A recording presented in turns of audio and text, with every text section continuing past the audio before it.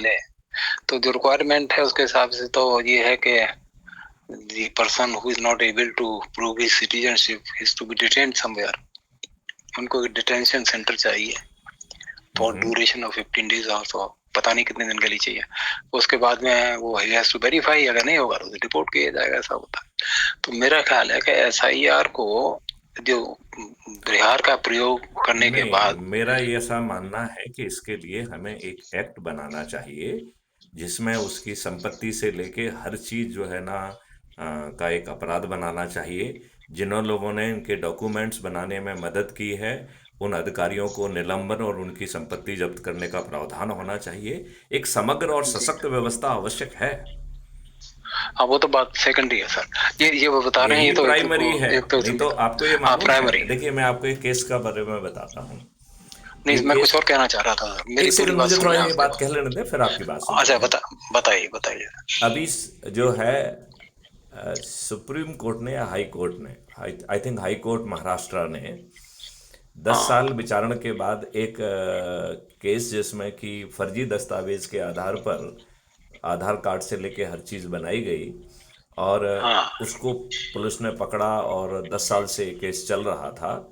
अभी उसे 4 महीने की कुछ सजा दी गई है और कुछ 5-7 हज़ार या 10 हज़ार का फाइन किया गया है। हाँ, कोई मतलब होगा इसका? तो क्या मतलब हुआ? चलो नहीं, मेरा ये ये कहना है कि हम सशक्त कानून क्यों नहीं बनाते हैं? जो लोग संविधान की शपथ लेकर MLA और MP बनते हैं उन्हें संविधान का की शपथ का उल्लंघन का एक संज्ञेय अपराध क्यों नहीं बनना चाहिए? उनकी हाँ वो संपत्ति बनना जब्त चाहिए, बात करने का। ठीक है। क्योंकि देखिए जब तक आप ठीक काम नहीं करेंगे, ये बताइए इन राजनेताओं ने पिछले जो पार्लियामेंट 2024 में गठित हुई, मैं आपसे निवेदन ये करना चाहता हूं रामवीर सिंह जी सर कि आप ये मुझे बताइए कि उसमें 46% क्रिमिनल्स को हमने पहुंचा दिया, हमें लज्जा क्यों क्यों नहीं आती है?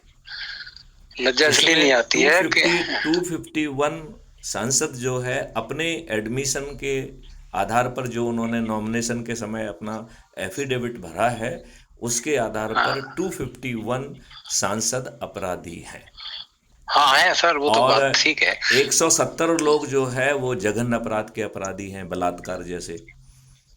जी और 27 ऐसे लोग हैं जिन्हें न्यायालय ने सजा दे दी है, वो अपील की ऑक्सीजन से के आधार पर आराम से जो है पार्लियामेंट में बैठे हुए हैं। हाँ, वो इसलिए है ना तो सर कि मेरा वो ये कहना हर है कि जो लोग अभी पार्लियामेंट में बैठे हैं ये पार्लियामेंट में किसकी कृपा से पहुंच रहे हैं? इन बातों पे यदि अपन हाँ चर्चा नहीं करेंगे तो ये बाकी विषय का तो समाधान मैं 2 मिनट में निकाल दूंगा। हाँ और तो सर मैं उसका आपको मैं एक बताना चीज चाह और रहा भी हूँ। कहना चाहता हूं कि हम जी बड़ी बताएं। आसानी से आप सिर्फ अच्छे भारत का संकल्प ले लें और हर रविवार को अपने लोगों को बुलाकर रोटेशन के आधार पर एक जगह पे मिलें और उस संकल्प को दोहराएं और उसका एक वीडियो बनाकर यदि आप मुझे भेजेंगे तो मैं crime free Bharat YouTube channel पर अपलोड करूंगा। इतने मात्र से हम चंद दिनों में 100 करोड़ हो जाएंगे। हाँ ये ये आपने बोला था और राजनेताओं बड़ा का उनका सत्ता का संकल्प। ताज जो है विकेंद्रीकृत व्यवस्था जिसके तहत गांव से लेकर मोहल्ले से लेके शहर से लेके जिला पंचायत अध्यक्ष से लेके मुख्यमंत्री उप मुख्यमंत्री राज्य सरकार के मंत्री प्रधानमंत्री से लेके सब व्यक्ति जो है ना उसी विकेंद्रीकृत व्यवस्था से स्वयं उभर कर निकलेंगे। ठीक है सर, तो मेरी थोड़ी अंडरस्टैंडिंग सर इसमें ये थी, अब पता नहीं गलती हो सकती है, मेरे ऐसा आदमी छोटे दिमाग का क्या सोचेगा कि शायद ये सारी फॉली है रिप्रेजेंटेशन ऑफ पीपल्स एक्ट में ही। अगर एक पार्टी हर कोई भी पॉलिटिकल पार्टी कहीं से भी अपना पैराशूट कैंडिडेट उतार देती है, ये लोकल लोग जो हैं जो पार्टी के सारे थोड़े बहुत जुड़े हुए हैं कैंडिडेट को चाहते नहीं है, दे डोंट बिलोंग, लेकिन वो बन गए इस बात से कि हमने पार्टी का झंडा ले रखा है और पार्टी ने ये कैंडिडेट भेज दिया है तो हमें मैं सपोर्ट आपको करना ही पड़ेगा एक इसका। दस्तावेज भेजना चाहूंगा जिसका नाम है विकेंद्रीकृत नेतृत्व व्यवस्था। यही इस देश के लिए एक तरीका है इस देश को बदलने के लिए। मैं हाँ मैं लेट पीपल मैं डिसाइड। मैथिली शरण गुप्त पूरी जिम्मेवारी के साथ जिस शपथ पत्र पर कहलाना हो भारत सरकार के खजाने से बिना एक पैसे का उपयोग में लाए मैं भारत के हर नागरिक को समृद्ध बना दूंगा। और अभी हाँ जो सही, दुष्ट बिल्कुल। व्यवस्था के तहत 55 कानून संविधान की व्यवस्था के विपरीत बने हैं, ये सब विलुप्त हो जाएंगे। भारत में सभी नागरिक भारत में सभी नागरिक बराबर हो जाएंगे। भारत की हाँ जलवायु सुधर जाएगी। भारत अरे किसान मुझे भारत मालूम के है सर, किसानों आपका तो बहुत बड़ा हुआ भारत के है। किसानों मैं की आमदनी 5 गुना हो जाएगी। भारत में मैं मुझे एक मुझे थोड़ा सा कह लेने दीजिए। हाँ सर, सर मैं बताइए। रामवीर सिंह जी आपसे निवेदन ये करना चाहता हूँ कि भारत में फिर से ग्राम स्वराज स्थापित हो जाएगा। और मुझे मेरे ये ज्ञान अभी मेरा 3-4 दिन पहले का वर्धा में एक यंग व्यक्ति है, संजीव शर्मा ने, उन्होंने अध्ययन करके जो तथ्य दिए, उससे मेरा दिमाग घूम गया। वर्धा का अच्छा रहा, 100-50 आदमी थे, मैंने सुना है वहाँ। हाँ, 100 से काफी 100 से अच्छा है। अधिक लोग थे। 100 से ज्यादा लोग थे वो वर्धा वाला। मैं सोच रहा था 5-10 ही पहुंच पाएंगे। यहाँ तो बहुत बड़ी व्यवस्था करी है, और जिस शख्स ने व्यवस्था करी है, मैं तो उसको सैल्यूट करता हूँ। बेचारे ने कर्जा लेके 2-2.5 लाख रुपया उसका खर्चा हुआ अरे दो होगा, मिनट 40,000 में उसको हमने अभी उससे और कहा देने था हैं। QR कोड भेज दो, 2 मिनट में सब लोग पैसे दे देंगे। 1-1.5 लाख रुपए कोई मायने रखता है? लेकिन सर, वो देखिए, उस आदमी का दिल देखिए, उसका कलेजा देखिए। हम तो उसको सैल्यूट करते हैं, बहुत बड़ा आदमी है नहीं, वो, उसके पीछे जो भी हो। शक्ति खड़ी हुई है उस हाँ आश्रम ये की बात है। पूरी। ये है। कोई नहीं सर, हाँ आप अपनी बात चालू रखें सर इसको। तो मैं आपसे बड़ी बात कह रहा हूं कि इस देश के साथ कब तक धोखा दिया जाएगा और हम इंटेलेक्चुअल लोग कब सुधरेंगे? प्रॉब्लम मैं अपने आप में देख रहा हूं। प्रॉब्लम मैं ये देख अब रहा हूं कि 13 डिग्री हासिल करने के बाद मैंने अपने देशवासियों को क्या दिया। हमें तो बात इतना तो भी सही नहीं है मालूम सर। था कि इस देश को धोखा देके जो है 700 करोड़ में मैंने मतलब हमारे इन दुष्ट राजनेताओं ने राष्ट्रपति भवन से लेके पार्लियामेंट से लेके जितने भी बिल्डिंग जो है ना अंग्रेजों ने अंग्रेजी शासन काल के दौरान हमारे ही धन से बनाई हैं, उन सबको खरीदा गया है। हाँ जितने अंग्रेज यहाँ थे उनको पूरी जिंदगी की पेंशन के साथ यहाँ से विदा किया गया। इसके लिए हाँ 1947 में जो आरबीआई का डिटेल है उसके हिसाब से 700 करोड़ रुपए दिए गए। हाँ बताइए। नहीं, मुझे क्या देने में कोई दिक्कत नहीं है। मुझे दिक्कत उनके यह है पैलेस। कि देखिए, मुझे दिक्कत क्या है वो मैं आपको बताना चाहता हूँ। मुझे दिक्कत यह है कि ये पैसा क्या जवाहरलाल नेहरू के बाप का था? नहीं, मैं हाँ ये बात तो है, हाँ आपने ठीक दे बात है। दिया, अच्छी बात है। लेकिन आपके चरित्र में इतना साहस तो होना चाहिए था कि देशवासियों को बताते कि हमने इस तरीके से जो है ना ये परतंत्रता खरीदी है। आपने हाँ हम और आप पुलिस सेवा से जुड़े हुए व्यक्ति रहे हैं। मैं आपसे पूछना चाहता हूं, क्या है ये सब? क्या है? आप हमें बताइए, नहीं पता। आपने इस देश के देशवासियों के ऊपर गुलामों के वो नियम कानून थोप दिए जो अंग्रेजों ने घोषित तरीके से कहा था कि हम जो है, यदि हमें जो है इनको ऊपर लंबे समय तक शासन करना है तो हमें इन्हें कदम कदम तक पे अपमानित करना पड़ेगा, कदम कदम पर इनको उत्पीड़ित करना पड़ेगा, कदम कदम पर इनको शोषित करना होगा, और ऐसी प्रक्रिया जमीन पर उतारना होगी कि जिससे ये उसमें फंसकर कभी न्याय ना पा पाएं और इनकी जरूरत ना हो, ये अंग्रेजी साम्राज्य के विरुद्ध खड़े हो सकें।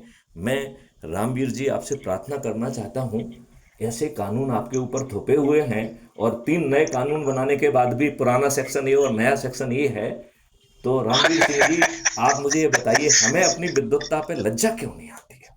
लज्जा आनी चाहिए थी, वाकई सही कह रहे हैं। इसलिए नहीं आती सर कि हम में क्षमता उतनी है नहीं।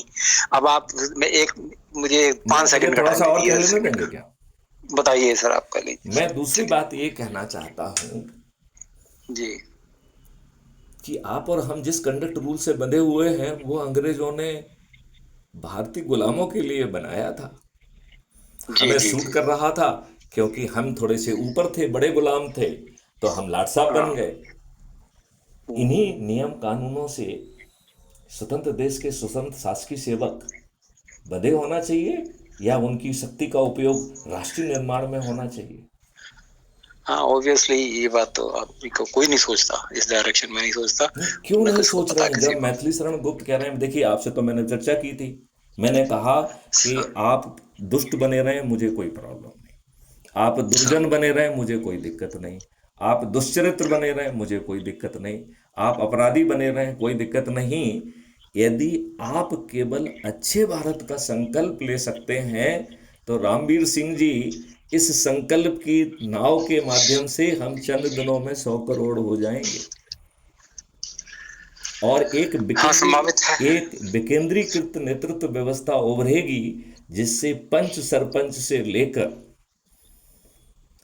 पार्षद से लेकर, मेयर से लेकर, जिला पंचायत अध्यक्ष से लेकर, राज्यों के मुख्यमंत्री, उप मुख्यमंत्री और राज्य सरकार के मंत्री और एमएलए उसी विकेंद्रीकृत नेतृत्व व्यवस्था से उभरेंगे। और कोई किसी की कृपा पर जो है ना पार्लियामेंट या विधानसभा में नहीं बैठेगा। इस देश का प्रधानमंत्री और उप प्रधानमंत्री और केंद्रीय सरकार के 82 मंत्री और 543 सांसद स्वयं उभर कर आएंगे। वो किसी की कृपा या किसी पार्टी के मोहताज नहीं होंगे।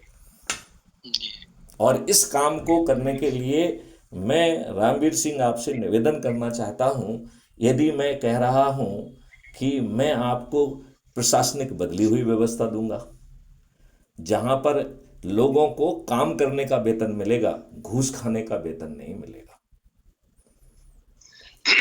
और भारत सरकार पर इसका वजन आधे से भी कम, 1/4 हो जाएगा, क्योंकि जिसका काम किया जाएगा वो रेवेन्यू स्ट्रीम उस व्यक्ति से आएगी जिसका काम हो रहा है, राइट। और हर शासकीय सेवक को मैं गारंटी से आज जो वेतन पा रहा है उसका दुगना देने का मैं ठेका लेता हूं। पॉसिबल है, ये भी पॉसिबल है, सब कुछ पॉसिबल है। ऐसा क्राइम फ्री भारत होगा जिसमें 5 सर्टेनिटी के साथ आप बटन दबाएंगे, एक वेल ट्रेन्ड वॉलंटियर आपके घर पहुंचेगा और आपकी एफआईआर दर्ज करेगा। वो जो है आपके चेहरे के चोटों की भी गवाही देगा, घटनास्थल की भी गवाही देगा। और यदि उसे आपकी भाषा समझ में नहीं आएगी तो एक बटन दबाएगा तो लैंग्वेज इंटरप्रेटर वहां पहुंच जाएगा। यदि उसे कानून के ज्ञान में कोई दिक्कत हो रही तो एक बटन दबाएगा तो कानून का जो है ना ज्ञाता वहां पहुंच जाएगा। और आज की जो समस्या केवल एफआईआर दर्ज करना नहीं है रामवीर जी। यदि आप आम लोगों की पीड़ा को समझ सकें तो मैं आपको ये बताना चाहता हूं कि ये पीड़ा कुछ दूसरी है। आज पीड़ा झूठी एफआईआर दर्ज होने की है। जी, मैं जी, एक जी, रिस्पॉन्सिबल पुलिस ऑफिसर होने के नाते, पूर्व पुलिस ऑफिसर होने के नाते पूरी जिम्मेवारी से कह रहा हूं कि 90% केसेस में आपके एफआईआर दर्ज नहीं हो रही है। आपको अपमानित देके करके, गाली देके भगा दिया जा रहा है। वहीं पर जो ऑफेंस कायम हो रहे हैं उनमें से 90% एग्जैजरेटेड, फर्जी हैं, वेस्टेड इंटरेस्ट और राजनीतिक इशारे पे किए जा रहे हैं। लिहाजा मैथिली शरण गुप्त कह रहे हैं कि हम तो कानून में प्रावधान कर देंगे कि 5 जो है परजरी के जघन्य अपराध होंगे। झूठी एफआईआर दर्ज कराने का मतलब है आपने अपना बेड़ा गर्क कर लिया, आपकी संपत्ति जब्त हो जाएगी। और 21 टेक्नोलॉजी का यूज करते हुए हम उन साक्ष्यों को संग्रहित कर पाएंगे जो आज की पुलिस सोचने की औकात नहीं रखती है। सोचने की औकात नहीं रखती है, वो सभी साक्ष्य 15 दिन में संग्रहित हो जाएंगे। और इसके लिए हम 21 टेक्नोलॉजी का यूज करेंगे और भारत सरकार के खजाने से एक पैसा नहीं लेंगे। क्या बात है, ये पॉसिबल है सर, पॉसिबल है। और कितनी सोच हर एक। और आगे सुनिए, मुझे थोड़ा सा कह लेने दीजिए। हाँ, बोलिए सर, थोड़ा सा बोलिए कह सर, लेने बोलिए दीजिए, क्योंकि अच्छे सुनने वाले कम मुश्किल से मिलते हैं और वो ज्ञाता हों कानून के तो और भी अच्छी बात है ना, क्योंकि वो तर्क सहित आपकी बात का जवाब दे सकते हैं। वो आपके पद से प्रभावित नहीं होंगे, वो अपनी बात बहुत जिम्मेवारी से कह सकेंगे। जी सर, बात समझ रहे नहीं सर? इसलिए हम आपसे बात को जो है ना, आपको माध्यम बना रहा हूं उस बात को पहुंचाने का। जी, जी, बात समझ रहे ना? जो हम आपसे बात कर रहे हैं इसके लिए रामवीर सिंह जी हमारे एक माध्यम हैं मेरे लिए। हाँ, ऑब्वियसली, मतलब ये है तभी ट्रांसफर होगी। दूसरे को बताएंगे तो कैसे बताएंगे? कंसेप्ट्स क्या है, कंसेप्ट तो क्लियर आज करना जो पड़ेगा। आप जो है वर्षों वर्ष कोर्ट कचहरी के चक्कर लगा रहे हैं, मैथिली शरण गुप्त कह रहे हैं distributed video based trial system के माध्यम से अधिकतम 30 दिन में न्याय मिल जाएगा। तो हमारे कुछ लोगों ने मुझसे कहा कि डीजी साहब, मैं आपके टेक्नोलॉजिकल ज्ञान को सलाम करता हूं और मैं इस बात से पूरी तरह से संतुष्ट हूं कि आपका वीडियो सिस्टम जो है ना हमें 30 दिन में जजमेंट तो दिला देगा, लेकिन आप न्याय कैसे दिलाएंगे मुझे, जहां पे मेरी आंखों के सामने कोर्ट में हाँ सबके सामने वो मुंशी जज के लिए घूस खा रहा है। हाँ ऐसी हाँ। दुष्ट व्यवस्था में मैथिली शरण गुप्त जी, आप मुझे ये बता दीजिए कि आप डिस्ट्रीब्यूटेड वीडियो बेस्ड सिस्टम के माध्यम से ट्रायल तो 30 दिन में कंप्लीट करके जजमेंट तो शायद हमको दिला देंगे, न्याय कैसे दिलाएंगे आप? क्या आप जज के दिमाग में घुस जाएंगे? तो जो बात मैंने उनको बताई थी रामवीर सिंह जी, वो बात मैं आपको बताता हूं। हाँ सर, ठीक है ना? बताइए सर। तो मैंने उनको कहा कि मैं सिर्फ 3 छोटे से उपाय करूंगा। और रामवीर सिंह जी, मैं आपकी प्रतिक्रिया जानना चाहूंगा कि आप ज्ञाता हैं, पुलिस सर्विस से जुड़े हुए हैं, आपने बहुत सारे एंगल से इस देश को देखा है, और इस उम्र में भी आप में जज्बा है और आप एक महापरिवर्तित देश को सुनना चाहते हैं, तो मैं आपको वो 3 आसान उपाय बता रहा हूँ। हाँ बताइए पहला सर, वो उपाय बताइए। होगा, contempt of the court act repeal कर दिया जाएगा। ये कानून में प्रावधान होगा, मतलब एक तो रिपील हो जाएगा तो वो कानून नहीं रहेगा। दूसरा जो हाँ है, अपील एक की जगह 2 कर दी जाएंगी। एक अपील अगेंस्ट द जजमेंट है और एक अपील अगेंस्ट द जज है। जब प्रार्थी को लगता है कि जज ने पर्याप्त साक्ष्यों को किसी अन्य कारण से नजरअंदाज करके जानबूझ के गलत निर्णय दिया है, तो वो उन सब तथ्यों की व्याख्या करते हुए इस नए हक के तहत वो अपील अगेंस्ट द जज प्रेफर करेगा। इसकी सुनवाई की व्यवस्था ये रहेगी कि उन जज महोदय को कटघरे में खड़ा होना होगा और उन्हें अपने जजमेंट को डिफेंड करना होगा। यदि वो अपने जजमेंट को डिफेंड नहीं कर पाए तो वो डी पैनल हो जाएंगे। इसका मतलब है भविष्य में किसी भी जज को बाहर करने के लिए कोई महाभियोग नहीं चलाना होगा। वो जी। अपने जजमेंट को डिफेंड नहीं कर पाएगा और वो डी पैनल हो जाएगा। इसका मतलब है वो जज नहीं रहेगा। तीसरे उपाय के तहत उसके गलत कर निर्णय के कारण जो लोगों को लॉस हुआ है, जो सम्मान की हानि हुई है, जो पीड़ा हुई है, उसके लिए उसे लाखों का और करोड़ों का क्षतिपूर्ति देना होगी।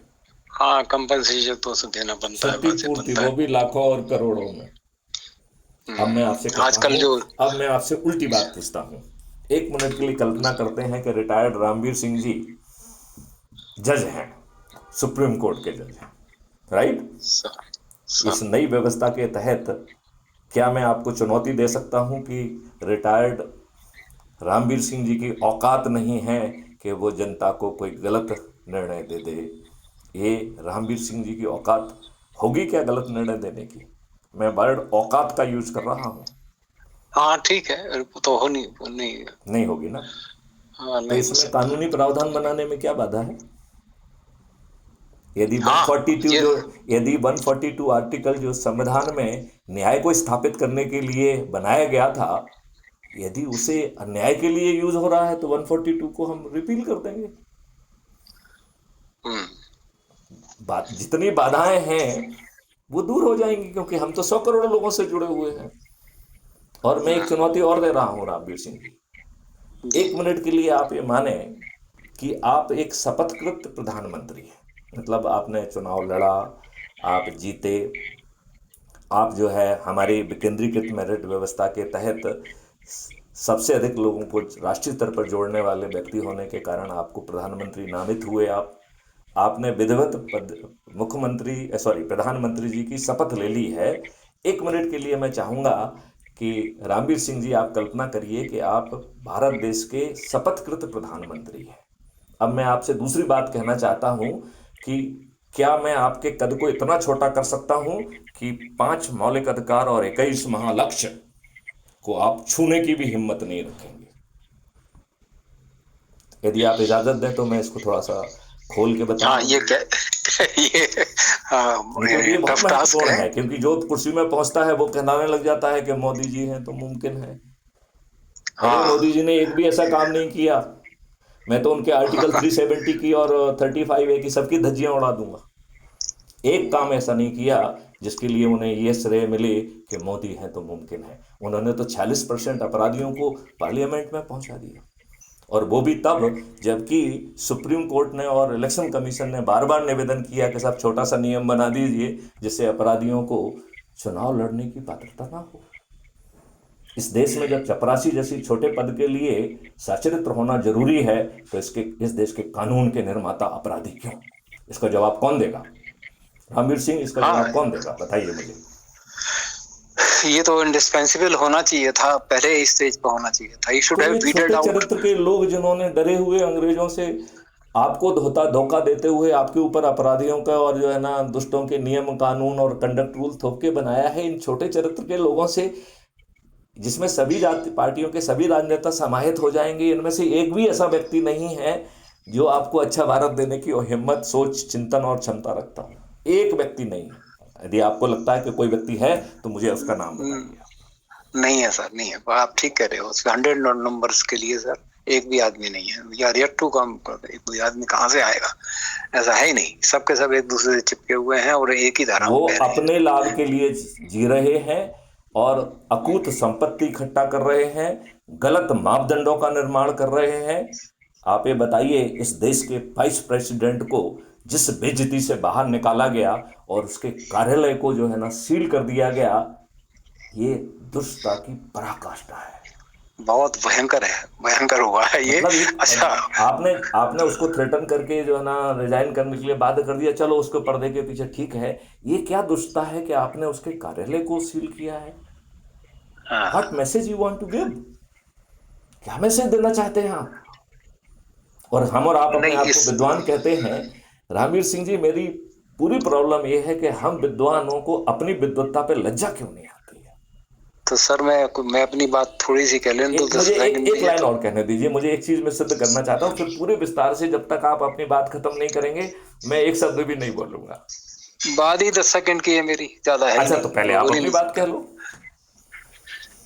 ये जो एपिसोड है, ये हुआ है, ये एक बैरोमीटर है उपराष्ट्रपति का साथ जो कुछ भी हुआ है। पहली बात तो ये पेगासिस की देन है। पेगासिस बहुत भयंकर है। आपका एक एक शब्द पेगासिस वाले मॉनिटर करके कहीं स्टोर कर रहे हैं, सब जरूरी है, आई ये एम हमें नॉट मालूम है बॉदर्ड। अच्छी तरह से। I am not bothered. लेकिन सर मैं जानते हो लेकिन मैं चिंतित क्यों नहीं हूं? मैं आपको बता दूं। सर वो बात की बात है, लेकिन मैं अभी बता रहा हूँ कि ये जो इंग्रेडिएंट्स हैं तो पेगासस के शिकारी हुए होंगे। और उसके बाद में ये असल में एक बैरोमीटर है, ये नापने के लिए कि समाज में प्रेशर कितना है। वो प्रेशर नाप लिया कि समाज की औकात कुछ नहीं है। आज कोई प्रेशर कहीं किसी स्ट्रीट में कहीं दिखाई नहीं पड़ा, सब जगह से खामोश चल रहा है। ये 5000 स्कूल जो इन्होंने बंद कराए हैं, खाली कराए हैं उत्तर प्रदेश में, ये उनको स्कूल कौन से बेसिक थे? थोड़ा प्राइमरी इसके स्कूल, बारे में विस्तार से मुझे बताएं। बेसिक प्राइमरी स्कूल बच्चों के, जहाँ पे वो दो दो तीन इसमें तीन क्या, चार चार इसमें किस कमरे। काम के लिए खाली कराए गए हैं? मैंने शायद इस न्यूज को फॉलो नहीं किया है। नहीं वो काम तो मैं बताऊंगा आपसे सर, तो आप समझ पाओगे। लेकिन ये बाकी लोगों को मालूम ही नहीं है किस काम के लिए करें, कि ये हमें शिक्षा यहाँ पे कम स्ट्रेंथ थी या सूटेबल नहीं था, इसलिए इन बच्चों को दूसरे 3 किलोमीटर दूर के स्कूल में अटैच कर दिया है। वहां पे अपनी शिक्षा अच्छी हो जाएगी। यहाँ कुल 2 या 3 मास्टर थे, वहाँ 5 मास्टर हैं। ऐसा करके कोई प्रोटेक्शन उन्होंने लिया है।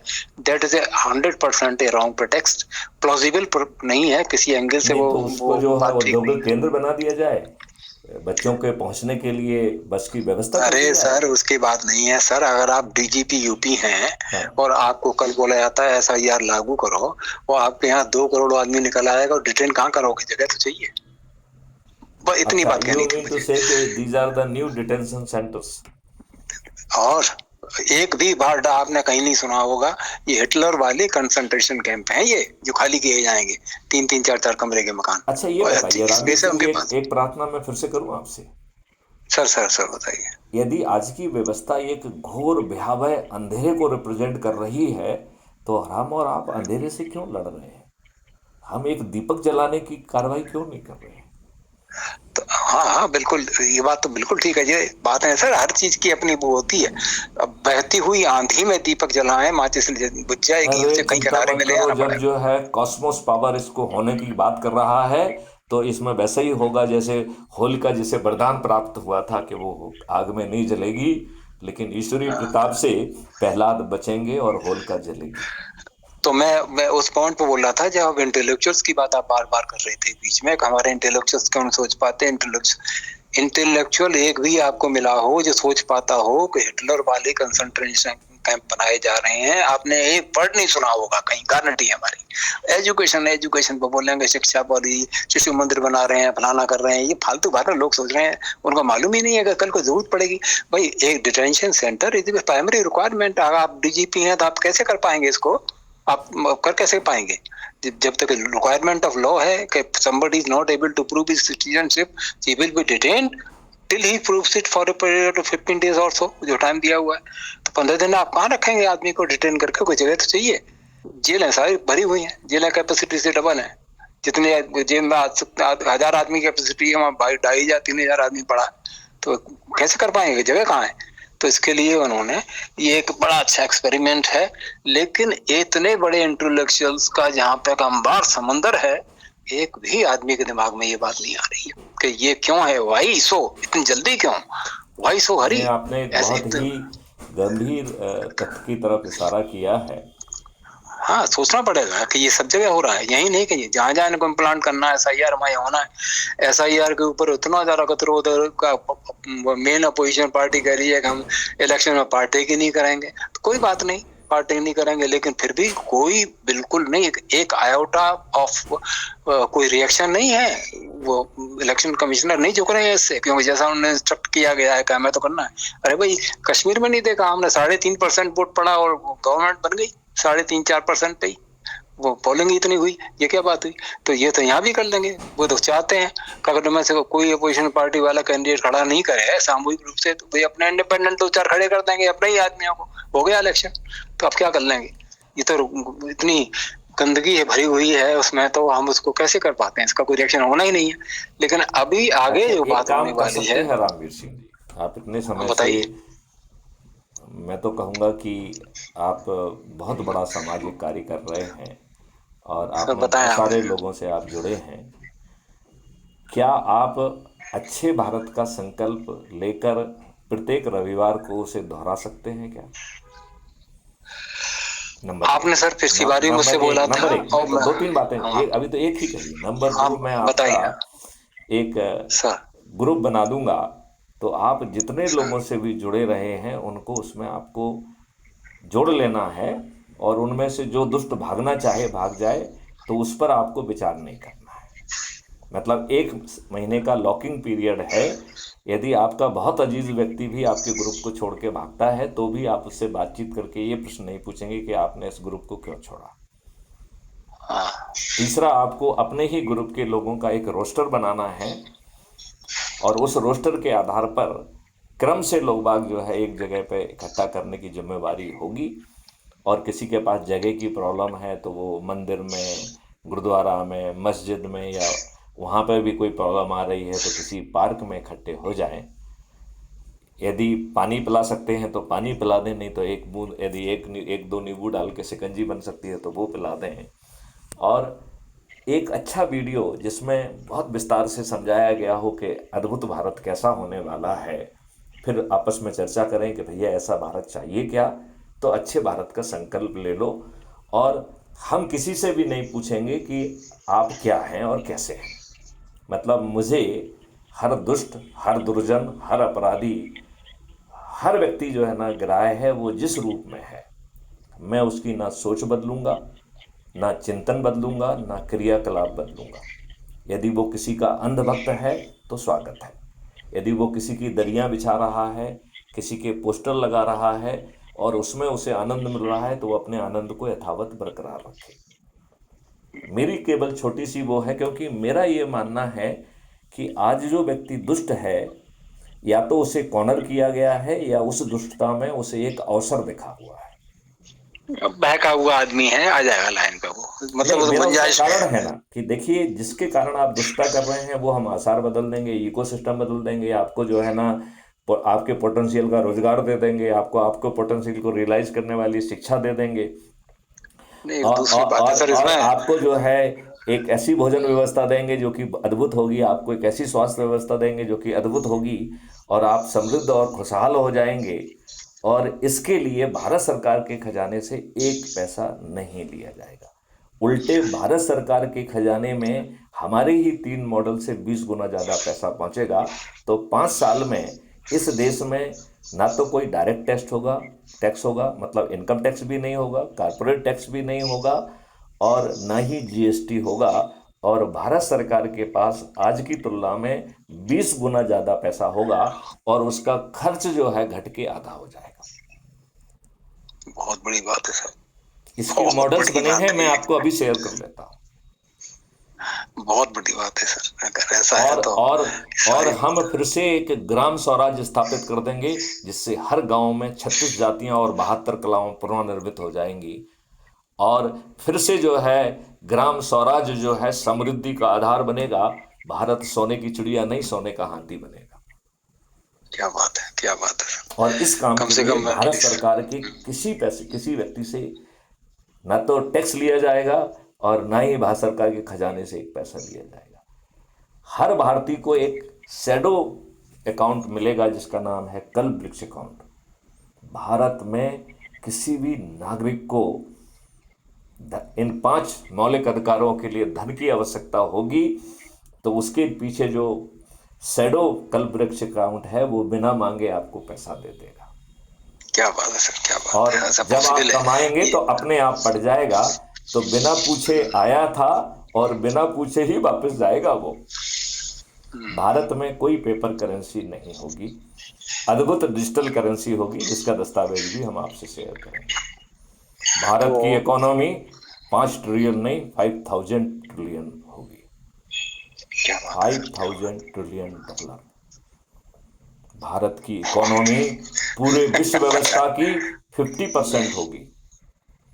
मतलब क्या बात है सर, क्या 121 बात ट्रिलियन इकोनॉमी में हम पहुंच जाएंगे।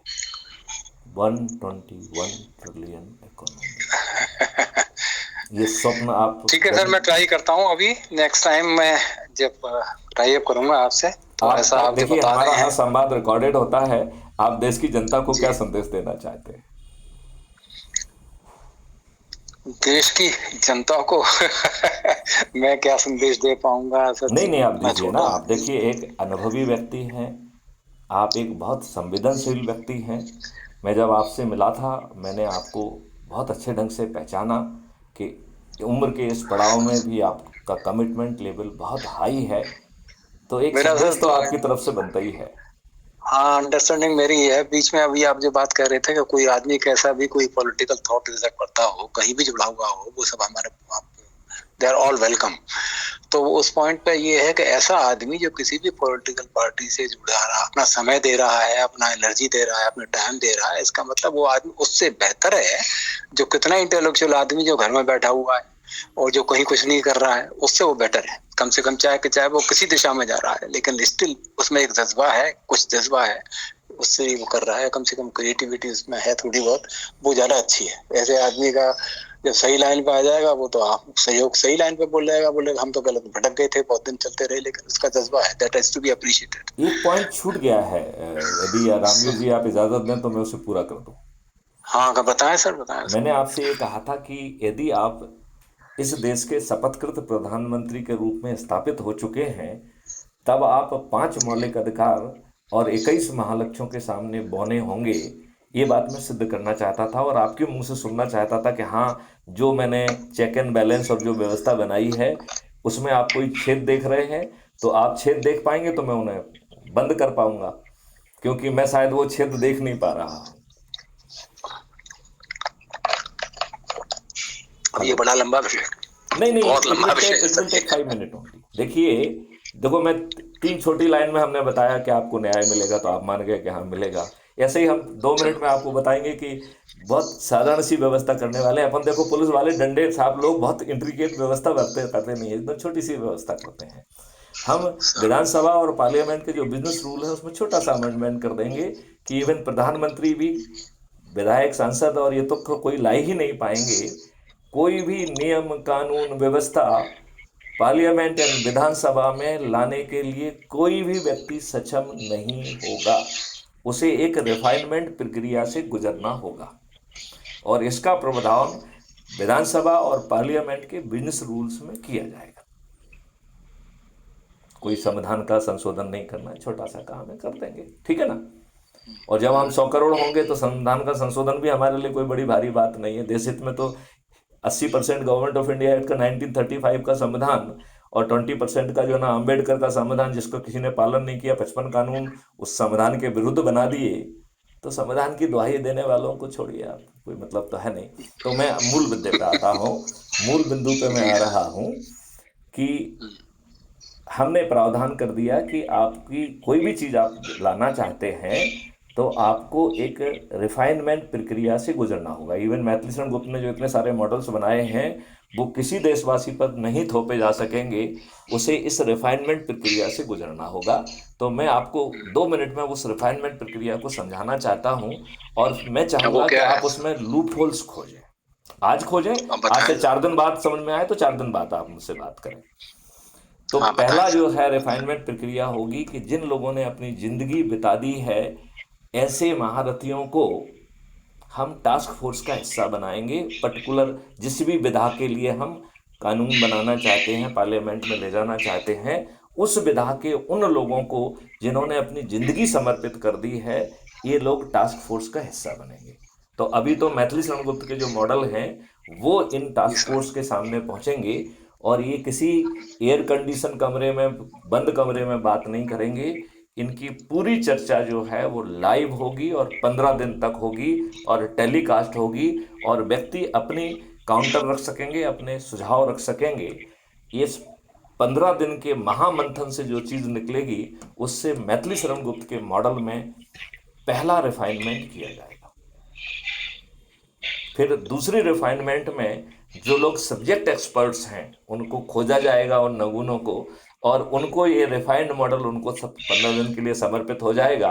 और जैसा टास्क फोर्स के साथ हुआ, ये भी बंद कमरे में गुड़म गुड़म नहीं करेंगे, ये मैथिली शरण गुप्त की बातचीत नहीं जो है ना मानेंगे। इन्हें उस पर ऑब्जेक्टिव चर्चा करना है जो कि लाइव रिले होगी। उसमें भी टास्क फोर्स से लेके हर कोई सम्मिलित हो पाएगा, अपनी बात रख पाएगा। ये चर्चा भी 15 दिन तक चलने वाली है। इस महामंथन में जो भी चीज निकल के आएगी उससे सेकंड डिग्री का रिफाइनमेंट किया जाएगा। फिर आम जनता सभी रीजनल भाषा में सभी जगह पे 15 दिन तक जो है, सॉरी 45 दिन तक लाइव डिस्कोर्स होगा, क्योंकि जनता विघटित है, जाति धर्म संप्रदाय लैंग्वेज में बटी हुई है, तो कोई उस चर्चा से बाहर ना रह जाए, इसलिए जो है ना ये 45 दिन तक चलेगी और ये भी लाइव होगी।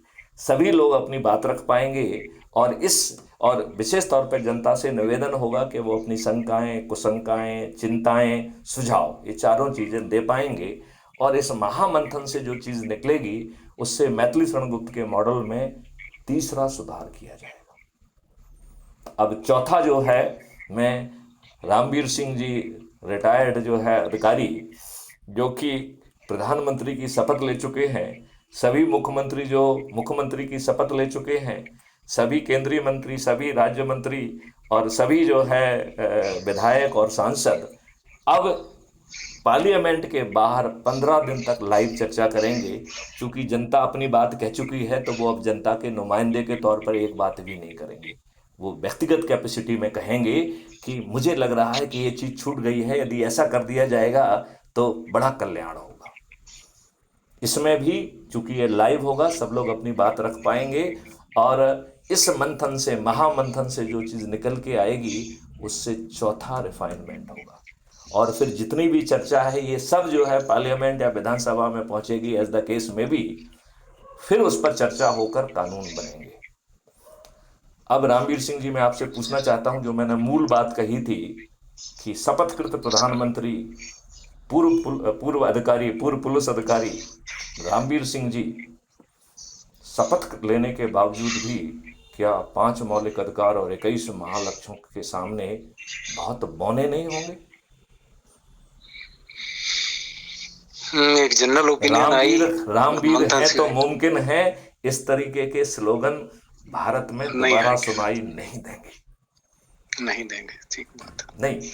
अब मैं आपसे प्रार्थना ये कर रहा हूं कि जो आप इम्प्रॉम्प्टू कह सकते हैं वो कह दीजिए, और इस पर विचार करके आप मुझसे बाद में भी चर्चा करिए। अच्छा, मैं कुछ 1 सेकंड के लिए कुछ थोड़ा आपका ध्यान आकर्षित करना चाह रहा था दूसरी तरह। जी बताइए। आपने जो बोला कि साहब एक इंटेलेक्चुअल सेशन होगा, बौद्धिक सेशन 15 दिन तक किसी विशेष विषय पर चर्चा करने के लिए उन लोगों का जो कुछ से जुड़े रहे हैं सब्जेक्ट में, जुड़े और नहीं वो रहे हैं, जिन्होंने अपनी जिंदगी समर्पित कर दी है, समर्पित की है, उसके लिए मतलब मैं उनको समझ रहा हूँ उसे पहचाना एक, जाएगा, उनका जो है ना अगर पैनल तैयार मान, किया जाएगा, लोगों से इनवाइट किया जाएगा कि भैया बताओ, यदि आपने किसी विषय पर जिंदगी लगाई है तो हम आपको इम्पैनल करेंगे। हाँ तो और कहता ये रहा हूँ ये अगर कोई दिया, इम्पैनलमेंट की प्रक्रिया भी बहुत ट्रांसपेरेंट तरीके से की जाएगी। तो मैथिली शरण गुप्त या रामवीर सिंह जी अपने चंगुओं मंगुओं को वहां नहीं पहुंचा पाएंगे। सारी बातें घूम के टर्मिनेट होकर आती हैं, तो ये एक ऑर्बिट में आ जाती हैं जिसे भ्रष्टाचार कहते हैं। कहीं से भ्रष्टाचार भी की आप जो चिंता घूम के क्यों पाल चलो रहे हो?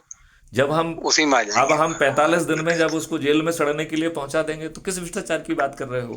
जब इसमें मैं जो है कह ना रहा पेपर करेंसी ही नहीं होगी तो रामवीर सिंह जी डिजिटल हूँ करेंसी या होगी, जो कि सेंट्रली हम ये इशूड मान होगी, लें, जो कि जो कि अगर जो कि सुनो मेरी आगे बात सुनो, जिसमें एआई लगी होगी, किसी को रिपोर्ट नहीं करना पड़ेगी, वो एआई ही रिपोर्ट कर देगी कि रामवीर सिंह ने क्या घपला किया है। हाँ ठीक है, तो उसमें मेरा सिर्फ इतना ही कहना था कि हमने अभी तक नहीं, जितनी मैं फिर से बॉडीज बनी रामवीर हुई, सिंह जी को चुनौती देना चाहता हूं कि आप एक दुष्ट होने के बाद, अपराधी होने के बाद, आप एक देश के प्रधानमंत्री की शपथ लेने के बाद आपको मैं भ्रष्टाचार करने की औकात होगी क्या? मैं वर्ड फिर से औकात कह रहा हूं। नए सिस्टम में शपथकृत प्रधानमंत्री retired police officer Ramveer Singh ji की औकात नहीं होगी। मैं इस विषय पर आप जितनी लंबी चर्चा मुझसे करना चाहें मैं करने के लिए तैयार हूं। चलिए अब किया समस्या जा क्या रह सकता है, गई है? सारी बात समझ। जब आपको कुछ करना ही नहीं है, शपथ लेना है, छोटा सा काम बताया तो कर लीजिए ना। ठीक है, नहीं ये हम करेंगे, ये तो आपसे बोला था मैंने, राइट टाइम पे करेंगे। अब ऐसा में खाम खाम बिला वजह ड्रामा तो नहीं, मैं फर्जी नहीं तो आदमी को आपको इकट्ठा कुछ नहीं करके करना है, तो वो आपको नहीं। अपने लोगों को जोड़ना है। कौन सा आपको जो है ना पब्लिक में जाना हाँ है? वो हाँ तो आप वही अपने बात एंड तो पे है। करते रहिए। हाँ वो हम कर देंगे उसको, वो तो कोई बड़ी बात नहीं, लेकिन बड़ा काम है, ऐसा नहीं है ना, हल्का नहीं करेंगे। मैं कुछ और कहना चाह रहा था जी। कि आपके चिंतन में जितनी सारी बातें आई हैं वो उन सब का हम सैल्यूट करते हैं, सबका सादर करते हैं। आपने बहुत ही अपने आप को बहुत आपने चिंतन किया है इसके ऊपर, और आप जैसी शख्सियत मुझे दूसरी कोई याद जिंदगी में मिली नहीं। 81 साल का हो गया, दूसरा आदमी नहीं देखा ये मैंने कोई जो आपका एक इतना भ्रम दूर कर दूं, देश मैं के लिए। एक आपको भ्रम दूर कर दूं। आप मुझे शख्सियत मत करिए, ये तो कोई शक्ति करा रही है मैथिली शरण गुप्त से, इसलिए मैथिली गुप्त को किसी से भय नहीं लगता है। पता नहीं सर, कोई ना कोई बात है जरूर, कोई ऐसी बात है मैं नहीं, ये कह इतने रहा बड़े हूं लंबे। कि मैं सेवा कॉल के दौरान कभी जो है बाबा जय गुरुदेव से नहीं मिला हूं, लेकिन मुझे इस बात का एहसास होने लगा है, कभी वो मेरे सपने में नहीं आए हैं, लेकिन मुझे लगता है कि कोई शख्सियत यदि मेरे पीछे पड़ी हुई है तो वो बाबा जय गुरुदेव है। हो सकता है, ये संभव है सर, ये लेकिन आप वो नहीं समझ कभी सकते कभी उसको मेरे दूसरा सपने में आदमी नहीं क्या। आए, कभी इंटरफेस नहीं हुआ, कभी उन्होंने मुझसे कोई बातचीत नहीं की, ये भी मैं बताता हूँ। आश्चर्य की बात है, यही तो मैं कह रहा हूँ कि ये कैसे हो रहा है सब, ये इतना कोई सोचता नहीं, इतने लंबी कौन सोचेगा, इतनी गहराई में नहीं सोचेगा। लेकिन एक पॉइंट मैं हल्का सा देना चाह रहा था, प्रैक्टिकल एस्पेक्ट है उसका बताना जी चाहता जी जी। हूँ। अगर हम ब्लॉक स्तर से चलें, आप कहीं से भी चलो, आप ब्लॉक स्तर पे आ मैं जाओ तो तो गांव आप स्तर पे भी वर्धा रहता में। है, इसमें यदि आप हम एक डॉक्यूमेंट दे रहे हैं, एक काम करते हैं रामवीर सिंह जी, एक मैं डॉक्यूमेंट शेयर करता हूं जिसका बड़ा छोटा सा डॉक्यूमेंट है 3-4 पेज का, जिसका मैंने नाम दिया है विकेंद्रीकृत नेतृत्व व्यवस्था। यदि आप उसको पढ़ लेंगे और फिर अपन चर्चा करेंगे तो बहुत आनंद आएगा। हाँ कर दीजिएगा। मैं जो अपनी बात हल्की सी कहने वाला था जी कि एक फोरम हमें अलग से उन लोगों का बनाना है, ज्यादा नहीं, हर स्टेट में एक ऐसे आदमी जो कहीं भी हो, किसी डिस्ट्रिक्ट मजिस्ट्रेट के यहाँ जो आदमी स्टेनो रहा हो 20 साल और रिटायर हो गया हो, जो आदमी ब्लॉक में काम करता हो, चाहे किसी स्तर का रहा हो और वो 25-30 साल काम करने के बाद रिटायर हो गया हो, और जो आदमी लेखपाल जो होते हैं इंडिया को, ये इनमें से कोई 30 साल लेखपाल रहा है, रिटायर हो गया है, वो ऐसे लोगों का 8-10 लोगों का इकट्ठा करके उनका आइडिया, जो उनसे जो आइडिया मिलेगा, इतना बेहतरीन आइडिया मिलेगा जो अपर लेवल का आदमी उस बात को कंसीव ही नहीं कर सकता कि आप कितने अच्छे प्लान बनाते रहिए, नीचे जाके वो फिस हो जाता है, इसलिए कि यही आदमी तो कराते हैं। लूप होल्स नीचे से कैसे होगा, ये यही बता पाएंगे और कोई नहीं बता पाएगा। कोई कंसीव नहीं कर सकता इस बात को। ये जिस जगह पे तो स्टेनो या क्या पीए काम मैं कर इस रहा है। बात की जिम्मेवारी मेरे पूर्व पुलिस अधिकारी श्री रामवीर सिंह जी को सौंप सकता हूँ? सर सर बताइए। बस एक हाँ ये हो जिम्मेवारी जो सकता है, आप कह हाँ रहे ये हैं मैं करूँगा। इसकी जिम्मेवारी मैं आपको सौंपता हूँ। हाँ ये मैं करता हूँ इसको, ये आपने बिल्कुल सही बोला, मैं इसको अंगीकार करता हूँ और स्वीकार कर रहा हूँ। ये मैं खुद अपने दिमाग में थी कि मैं बॉडी बनाना चाहता हूँ। दूसरे मैं खुद एक्टिव हूँ इस बात पे। आजकल मैं हर पंचायत में जाकर के, गांव में जाकर के, जो गांव में न्याय बस आप गांव में पंचायत की जाइए और व्यवस्था अच्छे है। भारत का संकल्प दिलाइए, अपना जो काम कर रहे हैं वो करते जाइए, हमारा एक काम भी साथ में करते जाइए, बस हो गया काम। हाँ आपका काम हम गांव लेवल पे करेंगे, गांव लेवल से हो सकता है। और बाकी नहीं देखिए, गांव इसका वालों को सबसे बड़ा लाभ भी तो मिल रहा है ना। गांव में फिर से 36 जातियां और 72 कलाएं पुनर्स्थापित हो रही हैं। भारत फिर से जो है ग्राम स्वराज्य बन रहा है। भारत में हाँ ऐसे जो है ना ग्राम उद्योग लगेंगे जो शहरों में कभी स्थापित हो ही नहीं सकते। आप उस मटेरियल को मेरे पास भेजिए सर, और मैं एक बॉडी बना रहा हूँ ऐसी 8-10 आदमियों की। उनका जो थिंक टैंक बनेगा, उनसे जो इन्फॉर्मेशन वो आएगी, देखिए मैं अपना काम करूंगा, ये आपका काम है, आपको जो करना है करते रहिए आप तो जो है, ठीक है जो मैं सर। आपको मॉडल्स दूंगा उस पर चर्चा के लिए अपने विद्वानों को, सलाहों को मंथन के बाद आए और वो कहें कि साहब ये ऐसा ऐसा हम चाहते हैं, उस पर अपन चर्चा करेंगे। यदि ग्राह्य हो जाएगा तो उसको जोड़ लेंगे मॉडल में, ठीक है सर, ठीक है है सर, ना, क्योंकि वो एक लॉजिकल ठीक बात है सर, बनती है। लेकिन बिल्कुल मैं ठीक आपसे है एक सर। प्रश्न पूछना चाहता हूं कि जो मैंने ये व्यवस्था बताई है, शपथकृत जी सर। प्रधानमंत्री माननीय रामवीर सिंह जी अरे सर बताइए सर, ये 21 शब्द महालक्ष्य और 5 मौलिक अधिकारों से बौने होंगे कि नहीं होंगे, ये इस बात का जवाब तो मुझे दे ही दीजिए आप। बौने तो इसलिए होंगे सर, वो इतना बड़ा जो अपने आप कोई, हमारे पास कोई पावर रही नहीं अपने आप इंडिपेंडेंट डिसीजन लेने की, तो आपके मनमाना पास क्यों करने की पावर नहीं होना रही। चाहिए? आपके पावर जो है ना लक्ष्यों को नीचे उतारने की पावर होना चाहिए, दुष्टता करने का पावर आपके पास क्यों होना चाहिए? तो बस खत्म होगी बात, फिर तो बस बात ही खत्म तो होगी, आप मेरी फिर बात कोई को क्यों करेगा। कुछ हद तक सहमत तो हो रहे हैं ना? अरे क्यों नहीं सर, आप भाई आपने इतना चिंतन इस पे किया है, इतना वर्क किया है, इतना वर्कलोड मैं फिर मेंशन से कह किया है। रहा हूं, ये मेरा चिंतन नहीं है। ये कोई शक्ति जो है ना वो रोज डाउनलोड दे रही है, मैं रोज एक डॉक्यूमेंट लिख रहा हूं। इट इज कोई ना नॉट कोई, Maithili Sharan Gupt, no. It's beyond my comprehension sir, लेकिन इसका जवाब है, आपको जवाब नहीं मिले तो एक किताब है, नहीं, मैं कोई आपको किताब नहीं मैडम, पढ़ना चाहूंगा। मैं चाहूंगा आप उस किताब को पढ़ के हमारे जो मैं कह रहा हूं उसको काटो आप ना, उसमें छेद निकालो ना। मुझे मुझे मैं में इतना देखिए, इतना यदि मैं उसको पढ़ूंगा तो मेरा चिंतन भ्रमित हो जाएगा, और मेरा चिंतन तो कहीं दूसरी जगह से आ रहा है। तो मैं उस किताब को नहीं पढ़ना चाहूंगा। मैं आप जैसे बहुत सारे लोग उस किताब को पढ़ के फिर मुझसे चर्चा करें ना, तो हमें लाभ भी मिल जाएगा आपकी किताब का। और मेरा, चूंकि मैं उसको पढ़ूंगा तो कहीं वो हमको भ्रमित ना कर दे, इसलिए मैं उस भ्रमण से भी बच जाऊंगा, भ्रमित होने से मैं बच जाऊंगा। मैं अपने आप को डीअलाइन नहीं होने देना चाहता हूँ। अब मानना पड़ रहा है मुझे। अब अभी तक तो बात वैसी थी, लेकिन अब मैं मान गया, there is definitely something something occult like, कोई ऐसी सीक्रेट है चीज मुझे लोग जो आज आपको हिमालय से कर फोन रही है। करते हैं और हाँ वो जो कहते हैं कि आपको आप डिफेंड चिंता कर मत रही है। करना, मैं साथ में हूं। हाँ कोई ना कोई डिफेंड कर और रहा है वो आपको इस मैं तरह जो से। वो बात करते हैं मैं उसे अपलोड करता हूँ क्राइम फ्री भारत पे, अपलोडेड है, आप पढ़िए कि हिमालय की शक्तियां जो है अब साथ में खड़ी हैं। हाँ कोई ना कोई वो बात है और वो जरूर, ये अब कह मैं रहे समझ हैं गया। कि समय आने पर मैं फिजिकली आपके साथ खड़ा होऊंगा, आप चिंता मत करिए, तो आप जो कर रहे हैं वो ठीक कर यही रहे हैं, आप करते जाइए। यही जो आप बात बता रहे हैं ना, ये चीज हिडन ओकल्ट की बात जो आप जो कह रहे हैं ना, मैं इसी को तो बोलना चाह रहा था, मैडम ब्लावस्की वाला। नहीं, लेकिन मैं तो फिर भी मैडम आपसे प्रार्थना करना चाहता हूं कि मैं कुछ नहीं पढ़ना चाहूंगा। मैं चाहूंगा कि मत आप पढ़िए जैसे सर, बहुत मत सारे लोग पढ़ के फिर चर्चा करें ना। यदि मैं पढ़ूंगा पढ़िए। तो कहीं मेरा अलाइनमेंट गड़बड़ाना ना जाए। नहीं आपको समझ में आ जाएगी बात कि ये कौन सी फोर्स है जो मुझे गाइड कर रही है, आपको इतना पता लग जाएगा उससे। क्या कि जरूरत वर्ल्ड है, में क्या कोई उसका जरूरत है? समझ यदि ही वो नहीं पाया। नहीं नहीं, यदि बिना मालूम हुए वो अपना काम कर रही है, करने दिया जाए ना। हाँ हाँ करने दीजिए सर, ये नहीं बात नहीं, सही है। देखिए लेकिन मुझे आपको जो है इस जानने में रुचि क्यों होना चाहिए कि कौन क्या कर रहा है? आपके लिए इतना मकसद पर्याप्त क्यों नहीं है कि आपको लक्ष्य पे हाँ पहुंचाया जा रहा है? बात है हाउ थिंग्स हैपन, ये भी जरूरी है, थिंग्स कैसे होती नहीं, है, मेटेरियलाइज मैं कैसे सोचता करती हूं है। कि मुझ जैसे डंडा छाप पुलिस अफसर के लिए बिल्कुल जरूरी नहीं है।